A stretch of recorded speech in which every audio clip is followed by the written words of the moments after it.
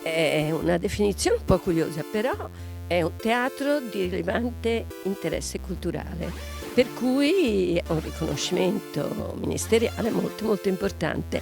Scusate la voce, ma sono senza voce per la gioia!